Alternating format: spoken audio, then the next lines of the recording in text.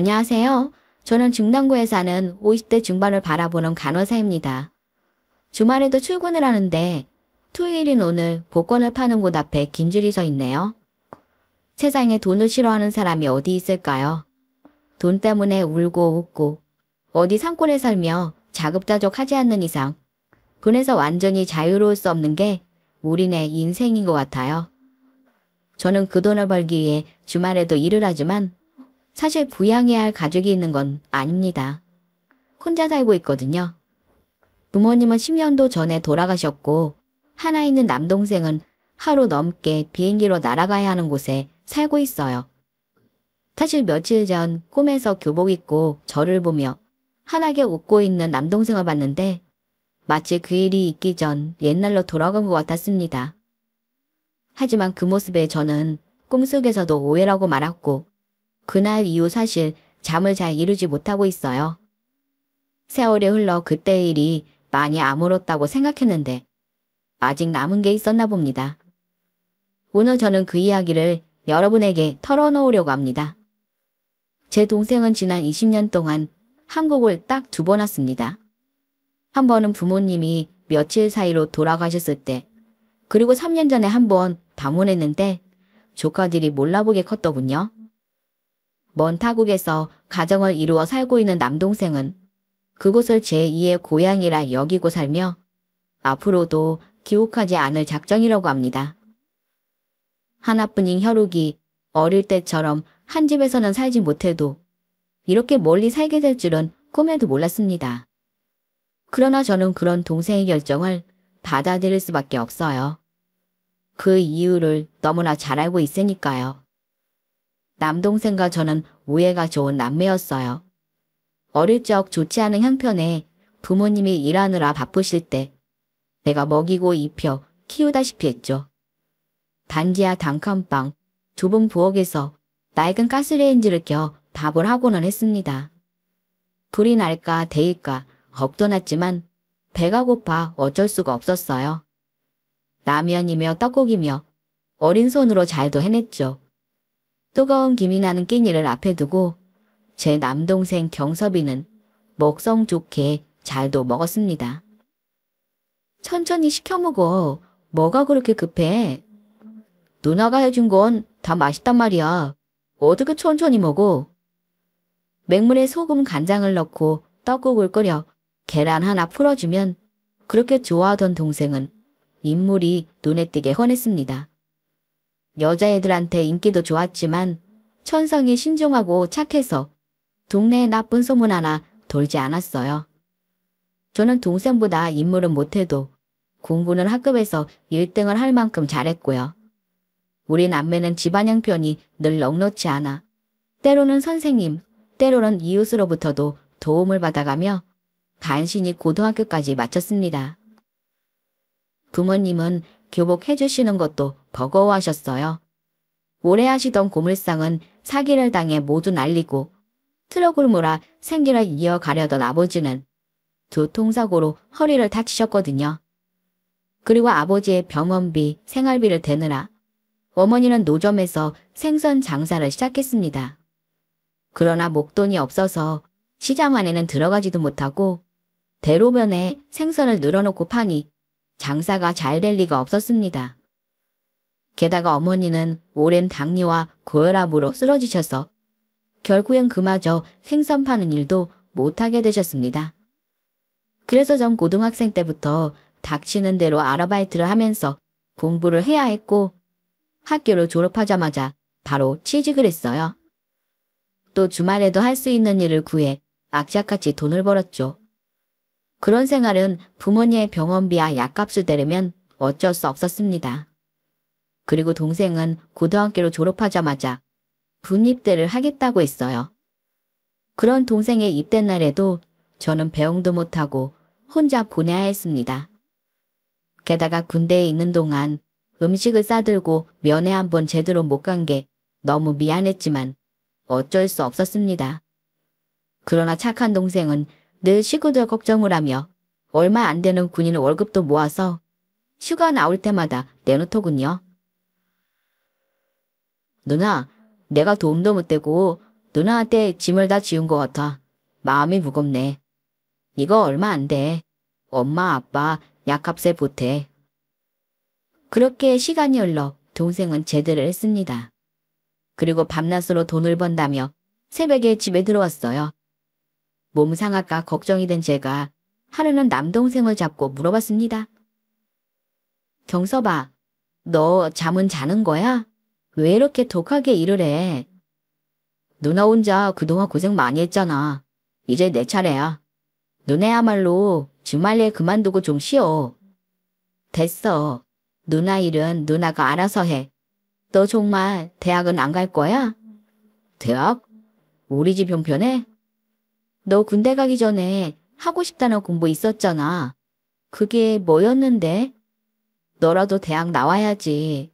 등록금 주려고 모아둔 돈도 있어. 이제라도 대학 가. 동생은 놀란 표정을 짓다가 뜻밖의 말을 하더군요. 사실 누나, 나 준비하는 게 있는데. 저는 동생이 하는 말을 듣고 깜짝 놀랐어요. 너 정말이었어? 배우 되고 싶다는 게. 누나, 나 진지해. 군대 가서 마음 굳혔어. 영화든 드라마든 단역부터 시작하려고. 이 꿈 포기하고 싶지 않아. 키 크고 잘생긴 동생은 군대를 다녀오더니 어깨도 떡 벌어지고 턱선이 굵어지면서 더 남자가 되어 있었습니다. 얘기를 들어보니 외모만 믿고 무턱대고 배우가 되고 싶다는 게 아니더군요. 고등학생 때 이미 오디션을 봤던 경험도 있고 연기 수업도 한두 번 받았다고 털어놓았습니다. 그러나 저는 걱정이 되더군요. 그래도 누나는 네가 공부했으면 좋겠다. 혹시라도 무명생활이 길어지면 어떻게 하니? 나도 걱정은 되지만 누나, 나 이 길이 너무 가고 싶어. 지금 밤잠 줄여가며 아르바이트 하는 것도 다 이유가 있어서야. 오디션 보러 다니게 되면 일 못하니까 미리 벌어두려고 길을 쓰고 하는 거야. 누나에게 꼭 배우로 성공하는 모습 보여줄게. 지켜봐줘. 단절한 눈빛으로 호소하는 동생에게 차마 매정한 말을 할 수가 없었어요. 한편으로 동생이 보란 듯이 성공해 주기만을 바랬습니다. 동생은 짧은 시간 정말 미친 듯이 일을 해서 저에게 큰 돈을 주더군요.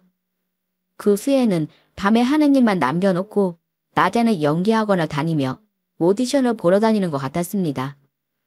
그때쯤 새벽에 들어오는 동생에게서 가끔 짙은 향수 냄새가 풍길 때가 있었어요. 그럴 때면 자다 깬 제가 몇 번 얼굴을 찌푸렸습니다. 야, 향수 냄새가 왜 이렇게 지독해? 대리기사 뛰었는데 고객이 여자분이었어. 향수 냄새에 술 냄새에 내 머리도 다 지끈거리더라고. 얼른 씻을게. 누나도 들어가서 자. 그래, 옷도 다 벗어나. 빨아야겠다. 그러나 동생은 옷을 바람이 잘 통하는 곳에 걸어두더군요. 얼핏 보니 고급 소재로 만든 못 보던 옷들이었습니다. 무슨 일을 해서 돈을 버나 걱정이 되기는 했지만 착한 동생이기에 큰 의심은 하지 않았어요. 그런 사이에 저는 20대 중반을 훌쩍 넘기고 있었고 뜻하지 않게 중매가 들어왔습니다. 그것도 지역 유지로 소문난 집에 외며느리 자리였어요.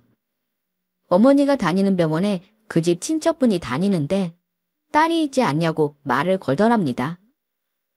참한 따님이 있다면서요? 네, 그걸 어떻게 하셨어요? 내가 중매 좀 설까 하는데 저기 사거리에 은행 있는 건물 있죠? 8층짜리. 그 집에서 외며느리감을 찾아요. 집안 학력 상관없고 착하기만 하면 된다고. 점잖으신 양반들이라 조건 안 보고 착한 며느리 드리고 싶다고 해서요. 듣자 하니 따님이 아주 효녀라고 하던데요. 우리 딸이 마음씨 하나는 누구한테 안 빠지죠. 어려서부터 지동생 돌봤지. 아픈 부모 보양하지. 하늘이 내린 선녀예요. 누구한테 시집을 가도 정말 잘 살 겁니다. 그 자리에서 선보는 날짜가 정해졌고 저는 이야기를 듣고 펄쩍 뛰었어요. 갑자기 무슨 선을 보라고 그래? 그럼 부잣집에서 집안 조건 안 본다는 게 말이 돼요? 그 집 어른들 인품이 그렇게 좋댄다. 한번 나가봐. 믿자야 본전이지 뭘 그래. 어쩔 수 없이 저는 선자리에 나갔어요. 그런데 상대 남자분 대신 그 어머니와 중매를 선 친척분이 나와 있더군요. 아들이 오늘 몸이 많이 안 좋아서 내가 대신 나왔어요. 너무 궁금해서 나왔으니 기분 나빠하지 말아요. 남자분의 어머니는 50대 중반이라는 나이가 무색할 만큼 아주 젊어 보였습니다. 중년 탤런트를 닮은 얼굴에 화려한 옷차림, 우아한 태도가 범상치 않더군요. 체면 칠회는 잊지 마고 사실 정말 하고 싶은 이야기가 있어서 나왔어요. 결혼은 뇌연지 대사라고 하지만 조금만 달리 생각하면 인생을 바꿀 좋은 기회가 될 수 있어요. 사실 우리 아들이 조금 많이 아파요. 앞으로 나을 수 있다는 보장도 없고요. 아프다니요? 몸만 컸지 지능이나 정서는 어린아이랄까. 죽을 때까지 특별한 보살핌이 필요한 상황이에요. 솔직히 말하면 남자 구실도 못할 거예요 아마. 그런데 왜 선을 보라고 하신 건지? 제가 이상하다는 표정을 짓자 중매를 선 친척분이 입을 열더군요. 단도직입적으로만 해서 아픈 아들이 결혼에 잘 사는 그림이 필요해요. 이분 시어머니가 살아계신데 애도 잘 못 낳았다고 구박이 대단하셨거든. 바깥 어른도 집에 마음을 못 붙이시고 아픈 아들이 그래도 가정 꾸리는 모습 보여드리는 게 이분 죽기 전 소원이에요. 그리고 잘 들어요 아가씨. 저는 입이 바짝바짝 말랐습니다. 또 무슨 이야기가 나올지 긴장이 되었습니다. 아가씨가 이 집안의 며느리로 들어오면 부모님 편하게 사실 새 아파트 한 채 얻어주시고 근처에 작은 가게 하나 내주실 수 있다고 하시네요. 네. 가게는 차려놓기만 하면 되는 걸로 돈이 돈을 버는 그런 업종이고 달마다 부모님 병원비도 지원을 해주실 생각이고 뜻밖의 제안에 제 표정이 굳어지자 남자분 어머니라는 분이 적극적으로 나오더군요. 우리 아들이 조금 핸디캡을 갖고 있는데 아가씨가 그런 것을 다 이해하고 식구로 들어와 준다면 그런 것 좀 얼마든지 해줄 의향이 있다는 얘기예요. 상상할 수도 없었던 이야기에 저는 눈을 감고 잠시 심호흡을 해야 했어요. 머리가 핑핑 돌고 심장이 쿵쾅거려 미칠 것 같았습니다. 곰팡이 핀 반지하 투룸, 계단을 못 올라가 휠체어로 산책 한번 못하는 아버지, 돈 걱정에 매일 먹을 약들을 2, 3일에 한 번씩 아껴 먹는 어머니, 그리고 배우가 되고 싶다는 남동생, 생각하니 주먹이 불끈 쥐어졌어요. 아드님을 한번 뵙고 싶은데요. 그건 안 돼요. 왜요? 아들 보고 결혼 안 한다고 하면 우리만 손해잖아요. 안 그래요 아가씨? 소문나는 게 난 너무 싫어요. 그쪽에선 절대 손해볼 짓은 하고 싶지 않다는 뜻이었어요. 저는 꽤 오래 생각에 잠겼습니다. 그리고 결정을 내렸어요. 할게요. 하겠습니다. 대신 그 조건들 바로 실행해 주세요. 그래야 저도 안심하고 되게 며느리로 갈 수 있을 것 같아요. 성격 한번 시원하네. 순하고 참하게만 봤는데 대장 구석이 있어? 두 분은 마주보며 웃더군요. 제가 승낙을 하자 모든 일들이 빠르게 진행됐어요. 부모님은 집 뒤편으로 산과 멋진 산책로가 있는 좋은 집으로 이사를 하셨고 근처 상가에 제 명의로 무인가게도 차려졌습니다. 거기서 나오는 수입 외에 달마다 몇백씩 제 통장에 들어오게 되었어요. 부모님은 결혼하겠다는 저를 굳이 말리지 않으셨습니다. 당연히 나쁜 이야기는 숨기고 좋은 것만 말씀드렸기 때문이죠. 그러나 뭔가 이상하다고 생각한 남동생은 결사 반대를 하더군요. 제가 집을 떠나던 날 동생은 제 짐가방을 내주지 않았습니다. 결국 저는 동생과 제대로 인사도 나누지 못하고 맨몸으로 집을 나오게 되었어요. 그리고 시댁에 도착한 그날, 저는 두 눈이 휘둥그레졌어요. 거대한 대문이 열리고 차를 타고 들어가야 나오는 3층 대저택이었거든요. 그곳에서 남편이 될 사람을 처음 보았어요. 구부정한 등, 덥수룩한 머리, 초점 없는 눈동자는 허공을 향하고 있었어요. 벌어진 입에서는 침이 흘러내렸습니다. 유열아, 각시 될 사람이었는데 이러면 쓰나. 잘 봐봐. 마음에 들 거야. 시어머니의 말에 그 사람의 대답은 꼭 어린 강아지가 내는 소리 같아 온몸에 소름이 돋았습니다. 그러나 저를 해치려는 것 같지는 않았어요. 틀어놓은 TV 만화만 뚫어지게 보는 뒷모습이 왠지 안쓰럽게 느껴졌습니다. 그날 정원에서 결혼식을 올리고 사진도 찍고 저의 새로운 생활은 시작되었습니다. 그런데 문제는 아픈 남편이 아니었어요. 시어머니의 변덕은 상상을 초월했습니다. 기분 나쁘게 쳐다본다며 제 뺨을 때리는 건 일도 아니었습니다. 그리고 시아버지는 바깥에 몇 명의 애인을 두고 집에는 한 달에 한두 번만 들르더군요. 밖에서만 인품 좋고 금술 좋은 부부일 뿐 속사정은 달랐습니다. 시아버지는 돈이 권력이고 힘인 사람이었어요. 아픈 자식과 조강시처에게는 관심도 없었죠. 저를 결혼시키려고 시어머니가 그렇게 안달한 것은 다 시어머니의 남편과 시할머니의 마음에 들기 위함이었어요. 제 친정에 들어가는 돈은 시어머니 입장에서는 투자인 셈이었죠. 갑인 그들에게 순종하는 모습을 보여야 시어머니에게 더 큰 재산이 들어오니까요. 시어머니는 자기 남편 앞에서는 누구보다 자애로운 어머니, 마음 넓은 아내 역할을 이어갔습니다. 그러나 시아버지가 다른 애인의 집으로 떠나면 사인화를 저에게 쏟아내더군요. 저는 그때마다 군말 없이 시모의 화를 받아냈습니다. 그랬더니 언제부터인가 시어머니는 저만 찾더군요. 아이 같은 남편도 어느새 저에게 정이 들었는지 제 곁에서 떨어지지 않으려 하는데 몸이 10개라도 모자랐습니다. 어머니, 오늘은 혼자 머리 감으세요. 도저히 안 되겠어요. 이 사람 하루 종일 저만 쫓아다니는 거 아시잖아요. 달래주고 와. 기다릴 테니까. 매사 지혜롭게 생각할 줄 알아야지. 하긴 잘하며 보고 배운 게 없는데 뭘 알겠니? 우리 계산 보고 들어왔으니 돈가스는 해야지. 빨리 내려와. 저 없이는 못 잔다고 울고불고 하는 아픈 자식은 안중에도 없이 시어머니는 오로지 자기 외모 가꾸는 데에만 광택일 정도로 집착했습니다. 하루가 멀다 하고 피부과에 다니고 몸에 좋다는 것은 다 먹고 발랐지요. 그 모든 수발을 저를 통해 받으려고 했습니다.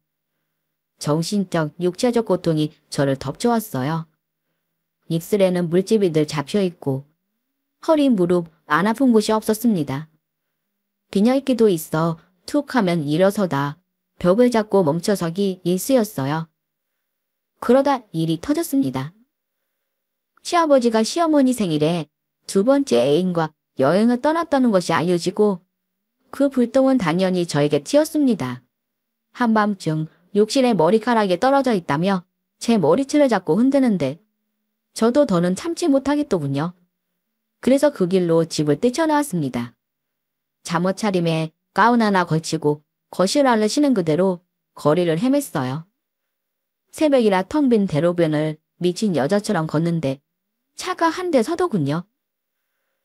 경희 누나? 무슨 일이에요? 남동생 어릴 적 친구더군요. 대꾸 없이 그냥 가려고 하는데 차가 계속 따라오는 겁니다.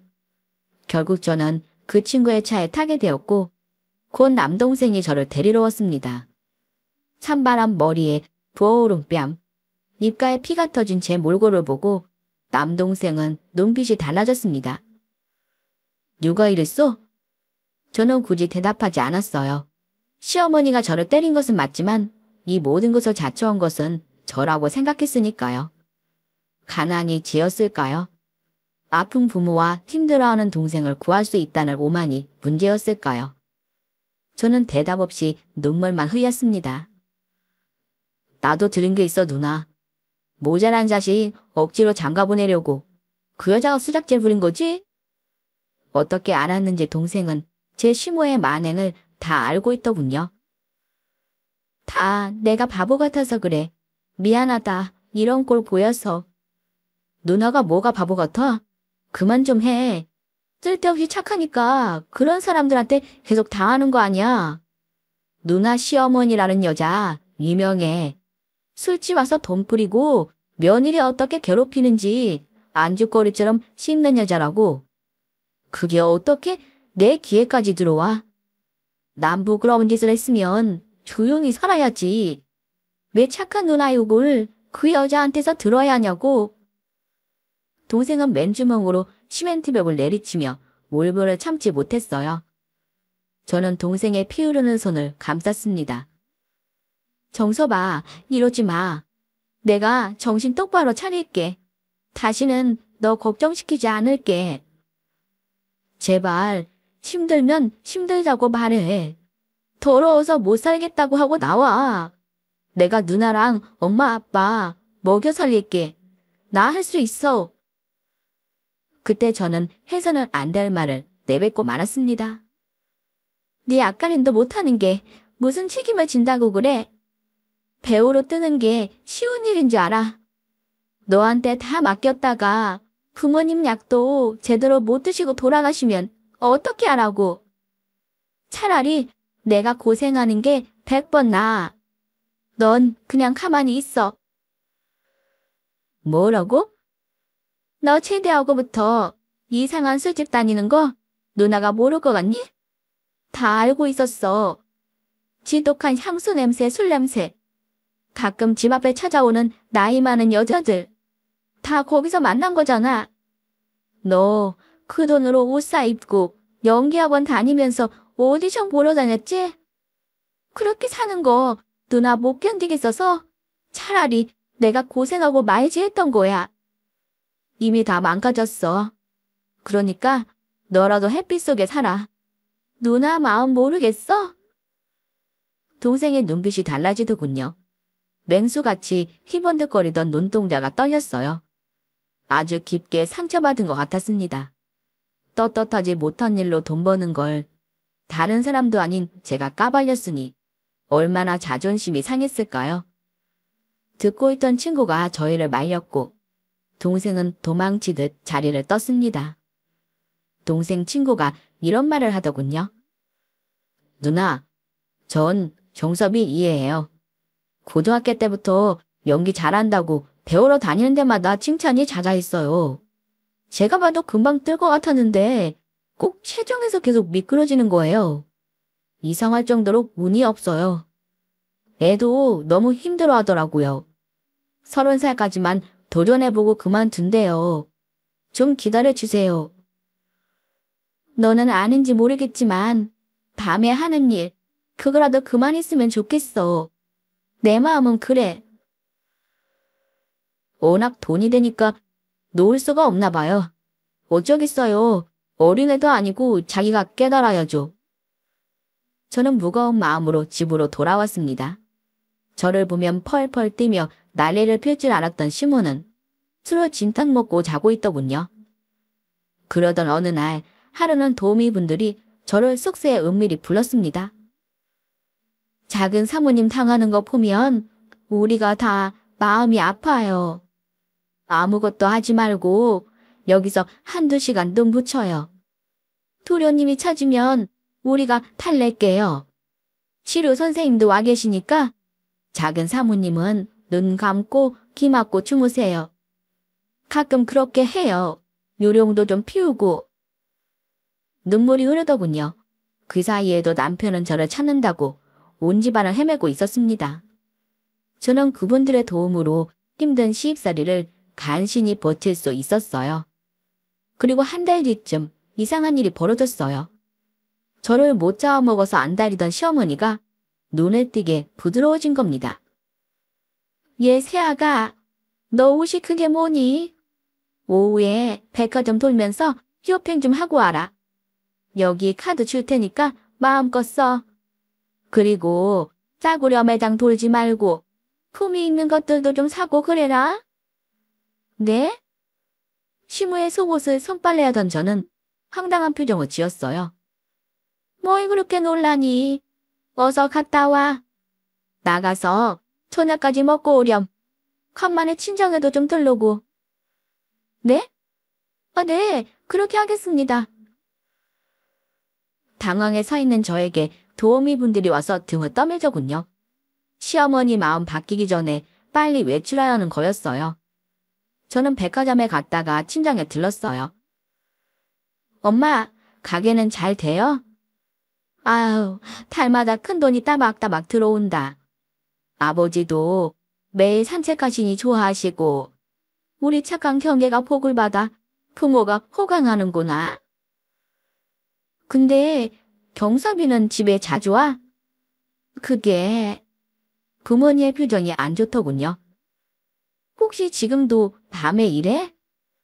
아니, 그건 안 해. 꼬박꼬박 밤에는 집에 들어와. 근데 무슨 일 있어요? 애가 영 이상하다 경애야. 말도 없고 얼굴도 어둡고 밖에서 뭐라고 다니는지 통 모르겠다. 네가 나가서 얘기 좀 잘 해볼래? 그럴게요. 그러나 동생과는 쉽게 연락이 닿지 않았어요. 그렇게 며칠이 흘렀습니다. 시어머니가 외출하고 돌아온 토요일 저녁, 저를 불러놓고 또 욕을 퍼붓기 시작하더군요. 그러던 중 시어머니 휴대폰 화면에 빨간 하트 표시가 깜빡했습니다. 통화를 하는 시어머니 표정이 심상치 않았습니다. 왜? 나 발언 마치니? 내가 사준 차 몰고 다니면서 어린애들한테 찰난 척하고 다니는 거야. 휴대폰 밖으로 들리는 젊은 남자의 목소리가 낯설지 않았어요. 중저음에 아주 나긋나긋하고 부드러운 목소리더군요. 그런데 그 젊은 남자가 뭐라고 했는지 시어머니의 화난 표정이 갑자기 풀리고 웃음꽃이 피더니 집안 분위기도 좋아졌습니다. 도우미분들 말로는 시어머니께서 새 애인을 사귀는 것 같다고 하시더라고요. 그날 저녁 어머니는 식사도 거르고 나가셨어요. 붉은색 원피스에 하이힐까지 신고 한껏 멋을 부린 모습이었습니다. 몇 분 뒤 저는 남편이 좋아하는 케이크를 사러 나갈 차비를 했어요. 저녁 먹은 뒤 꼭 단 걸 먹는 게 남편의 습관이었는데 그날따라 케이크가 떨어져 부랴부랴 나가던 참이었습니다. 정원을 지나 대문 쪽으로 가는데 시어머니의 간지러지는 웃음소리가 들려왔습니다. 그리고 거대한 대문의 철장 사이로 젊은 남자의 모습이 보이길래 저는 발걸음을 멈췄습니다. 어쩐지 나가기가 두려웠어요. 그러나 남편의 성격을 알기에 어쩔 수 없이 케이크를 사러 나가야 했어요. 대문 근처로 간 저는 일부러 헛기침 소리를 냈습니다. 제발 두 사람이 차에 타기만을 바라며 대문 밖을 슬쩍 내다보는데 듣기 싫은 민망한 소리가 들려왔습니다. 순간 저도 모르게 시선이 그쪽으로 가더군요. 그리고 기야말 모습을 보고는 저는 그대로 주저앉고 말았습니다. 키가 훤칠한 제 동생이 시어머니를 안고 있었던 겁니다. 눈을 감았다 떠도 고개를 흔들고 다시 봐도 제 남동생이 분명했습니다. 뭐야 자기, 왜 연락이 이렇게 어려워? 미안, 나 배터리가 방전돼서 연락을 못했어. 미안해. 괜찮아. 이렇게 우리 자기 얼굴 지금 보고 있잖아. 시어머니는 행복해 죽겠다는 표정을 한껏 짓고 있었어요. 제 동생도 시어머니를 보며 환하게 웃고 있었고요. 곧 두 사람은 손을 꼭 잡고 비싸 보이는 외제차에 오르더군요. 그날 새벽 3시가 다 되어서야 시어머니는 집에 돌아왔고 저는 밤을 꼬박 새웠습니다. 날이 밝자마자 잠에 취한 시어머니 방에 쳐들어갔습니다. 친정에 일이 생겼나 봐요, 어머니. 남동생이 보자고 해서 가봐야 할 것 같아요. 뭐, 남동생? 눈을 뜨지도 못한 시어머니가 고개를 들더군요. 가봐. 갔다 와서 꼭 나한테 이야기해주고. 왜 그래야 하죠? 저의 당돌한 질문에 시어머니는 눈을 뜨고 저를 바라보더군요. 저희 친정 집 냄새도 싫다고 하셨잖아요. 그런데 왜죠? 너, 왜 그래? 저는 시어머니의 말은 못 들은 척했어요. 다녀오겠습니다. 그리고 저는 친정집에 동생이 있는지 전화로 확인부터 했습니다. 부모님께는 정섭이야 할 이야기가 있으니 두 분 산책이라도 나가시라고 말씀드렸죠. 동생은 자고 있었어요. 도착하자마자 저는 세숫대야에 물을 받아 동생의 얼굴에 그대로 부었어요. 물벼락을 맞은 동생이 벌떡 일어나더군요. 너 미쳤어? 완전히 도른 거야? 만날 사람이 따로 있지. 시어머니랑 사귀어? 너 사람 아니야. 제정신이 바뀌었으면 그런 짓 절대 못해. 이런 거 받아 걸치면서 즐거웠니? 행복했어? 저는 동생의 옷들을 다 내던지고 가위를 찢어버렸어요. 남동생이 어이없다는 듯 웃더군요. 웃어? 이 멍청한 자식아. 아무리 돈이 좋아도 그렇지. 누굴 만나? 아니, 원래 조금 미쳐 있었니? 오디션 보는 족족 다 떨어진다고. 배우 일 안 풀린다고. 세상 똑바로 살기 힘들었어? 누나도 세상 똑바로 사는 사람은 아니잖아. 마찬가지야. 뭐? 내가 좋아서 그 여자 만난다고 생각해? 누나 복수해주는 거야. 모르겠어. 그만 좀 해. 손 다치겠어. 미친 듯이 옷을 찢는 저를 동생이 말리더군요. 속상하고 분한 마음을 주체 못해 저는 그 자리에 주저앉아 엉엉 울었습니다. 누나, 복수 같은 거 필요 없어. 네가 잘 살아주면 그거면 되는데 어쩌자고 그런 짓을 벌여. 가슴이 찢어질 듯 아파왔어요. 동생은 한숨을 푹 쉬며 대답했어요. 미안해 누나. 그냥 지금은 날 내버려 둬. 이미 시작된 일이야. 멈출 수 없어. 그만해. 지금이라도. 청서봐. 누나가 이렇게 부탁할게. 저는 무릎을 꿇고 싹싹 빌었습니다. 애초에 돈에 팔려가는 결혼을 하는 게 아니었어. 누나가 잘못했어. 너한테 부끄럽지 않은 인생을 살아야 하는데 내가 잘못했어. 반성할게. 평생 질각 갚는 심정으로 살 테니까 너까지 이러지 마. 제발. 누나, 정신 차리고 내 말 잘 들어? 누나 시어머니 나랑 결혼할 작정이야. 남편이랑 이혼할 거래. 뭐? 이혼? 말도 안 되는 이야기였어요. 시어머니는 돈 때문에 결코 이혼할 뿐이 아니었습니다. 네가 속고 있는 거야. 정신 차려. 집에 가서 말해봐. 누나 남편이랑 이혼하고 싶다고. 그럼 허락할걸? 그래야 나랑 결혼이란 걸 할 수 있거든. 이미 아들 보내 요양병원까지 다 알아봤다던데. 경수봐, 너 진짜. 나 이대로 안 물러서 한미찬 단단히 잡고 버릴 거야 그 여자. 처음 보는 동생의 눈빛에 저는 할 말을 잃었습니다. 복수심, 돈에 대한 욕망에 동생의 눈은 흐려져 있었어요.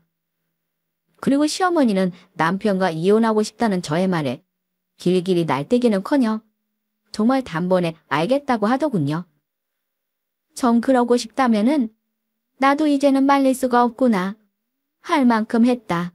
너 좋을 대로 해. 제가 이 집을 나가면 남편은 누가 돌보게 되나요? 네가 나가면 저 애가 집에 있는 게 의미가 없지 않겠니?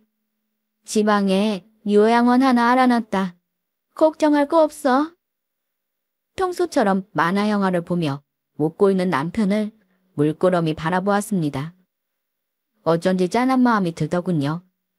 그렇지만 더 지체할 수 없었습니다. 남편 몰래 간단하게 짐을 싸기 시작했습니다. 저는 이 집에 있고 싶지 않았어요. 부모님이 사는 집, 가게 다 반납하고 동생을 바로잡아야겠다는 생각이 들었죠. 집을 나가기 전 저는 다시 시어머니 앞에 섰습니다. 사실 저 다 알고 있어요. 어머니, 제 동생 그만 만나세요. 창창하게 젊은 애 앞길 막지 마시라고요. 그 순간 시어머니의 표정이 사납게 변하더군요. 저는 물러서지 않았습니다. 걔 어머니 좋아서 만나는 거 아니에요. 우리 집 무시하고 저 구박하는 거 그 애 다 보고 들었어요. 얼마나 어머니를 미워했는지 아세요?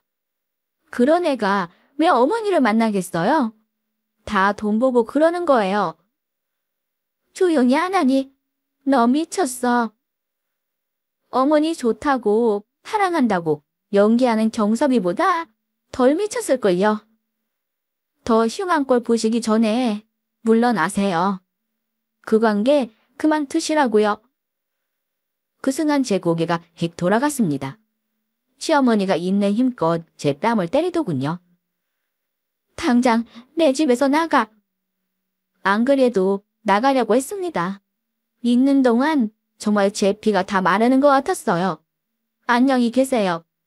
저는 하고 싶은 말을 다 내뱉고 그 지옥 같았던 집을 나왔습니다. 그리고 지방에 내려가 한동안 호텔에 있었습니다. 아무도 만나고 싶지 않았어요. 사람이 싫고 돈도 싫고 세상이 지긋지긋하더군요. 그러나 남동생이 걱정돼서 오래 있을 수는 없었습니다. 보름 뒤 저는 친정집에 찾아갔어요. 그리고 충격적인 말을 들을 수 있었습니다. 경혜야, 이게 무슨 일이니? 경섭이가 결혼한다더라. 근데 신부감은 보여줄 수가 없대. 서운함이 역력한 부모님의 얼굴을 보며 저는 다시 물었습니다. 결혼을 한다고요? 그렇다는구나. 그러면서 시간이 지나면 어떻게 된 일인지 알려주겠다는 거야. 아무 걱정 말고 있으라고 신신당부를 하잖니? 근데 영 마음이 불안하다. 어떻게 하면 좋니? 저는 당장 시댁에 있던 도우미분에게 연락을 했습니다. 그런데 이제는 아예 내 동생 경섭이가 그 집에 대놓고 드나든다는 것이었습니다. 다행인지 불행인지 그 아이가 제 동생이라는 것은 도우미분들은 모르고 있었어요. 그러면서 제 남편 소식은 알려졌습니다. 아이고, 도련님이 그렇게 밤낮으로 새장만 찾더니만 엊그제 요양병원으로 보내졌어. 그래서 도우미분에게 시아버지는 이 상황을 아시는지 묻자 전혀 모르는 것 같다고 하더군요. 시어머니는 늦바람에 눈이 뒤집혀 법적인 문제가 어떻게 되든 상관하지 않는 듯 했습니다. 저는 마음을 독하게 먹었습니다. 시아버지에게 알리기로 했어요. 제 동생과 시어머니가 벌이는 일들을 자세히 써서 이메일을 써보내고 만나서 이야기 드리고 싶다고 전화를 드렸습니다. 며칠 후 집안의 고문 변호사로부터 연락이 왔습니다. 아버님께서 이 일의 진상을 더 자세히 알고 싶다는 이야기였어요. 시아버지도 시어머니와의 이혼을 염두에 둔 작업 같았습니다. 저는 남동생이 정신 차리기만을 바라는 마음에 빠르게 움직였어요. 변호사에게 아는 것을 모조리 말씀드렸습니다. 그리고 시아버지께 이 말을 꼭 전해달라 부탁을 드렸어요. 철없는 남동생이 저지른 죄값은 다 제가 받겠다고요. 그리고 20대 남동생과 50대 시어머니가 함께 침실에 있던 날, 아버님은 모든 준비를 마치시고 변호사와 함께 본가에 쳐들어가셨습니다. 남동생과 시어머니는 시아버지에게 나쁘거러운 장면을 들켰고 그대로 제 동생은 집에서 쫓겨났어요. 그 후에 들은 이야기로 시어머니는 이혼의 유책 배우자로 거액의 위자료를 시아버지에게 물어줘야 되는 상황에 처했다고 하더군요. 시아버지는 남동생에게는 어떤 책임도 묻지 않으셨습니다. 부모님이 사시는 집도 가게도 그냥 두라고 하셨어요. 그리고 저에게 꽤 큰 돈을 주시더군요. 집에서 고생한 거 다 알고 계시다며 받으라고 하셨습니다. 저는 그 돈으로 늦게 간호대에 들어갔습니다. 평생 누구의 도움도 없이 떳떳하게 살고 싶다는 마음이 커서 공부에 전념하는 게 어렵지 않았어요. 그러나 남동생은 스스로 망가져갔어요. 배우의 꿈도 포기한 채 낡은 고시원에 처박혀 술로 지내던 동생은 결국 한국을 떠났습니다. 그동안 3년 동안 연락이 없던 동생에 의해서 편지가 도착했어요. 한국인이 없는 오지로 가서 혼자 힘으로 살아간다는 소식이었습니다. 그리고 그곳에 원주민과 결혼해 아이까지 낳았다며 사진을 보내왔더군요. 늘 동생 걱정이 컸던 저와 부모님은 그제야 안심할 수 있었습니다. 너무 먼 곳이라 쉽게 오갈 수 없었지만 저는 동생에 대한 미안한 마음 또 격려와 응원을 담아 편지와 한국 음식 등을 자주 보내주었습니다. 그 뒤 저는 간호사로 눈코 뜰 새 없이 바쁘게 살았고 한때 인연을 맺었던 그분들의 소식도 들을 수 있었어요. 남편이었던 사람은 몇 년 전에 하늘나라로 떠났고 시어머니였던 분은 저와 1시간 거리의 도시에서 가난하고 비참하게 살고 있다고 하더군요. 그렇게 폭풍 같은 시간은 과거의 일로 사라지고 말았습니다. 당시에는 너무 괴롭고 힘들어 어떻게 사나 싶었는데 시간이 약이라는 말이 정말 맞네요. 그럼에도 불구하고 악몽처럼 한 번씩 마음이 안 좋았는데 이렇게 털어놓으니 좀 마음이 가벼워집니다. 이제는 담담히 과거를 떠올릴 수 있었으면 합니다. 물론 동생도 그랬으면 좋겠어요. 동생이 자신의 힘으로 일군 터전에서 가족들과 마음 편히 살았으면 하는 게 제 작지만 큰 소원입니다. 그리고 앞으로도 살면서 수많은 선택을 하게 되겠지요. 남은 인생에서는 제 선택들에 후회가 없길 바라며 더 열심히 살아가겠습니다. 제 살아온 이야기는 여기까지입니다. 들어주셔서 정말 감사합니다. 오늘 사연글에 여러분의 소중한 댓글참여 기다리면서 인사드리겠습니다. 구독, 좋아요, 공유도 같이 부탁드릴게요. 감사합니다.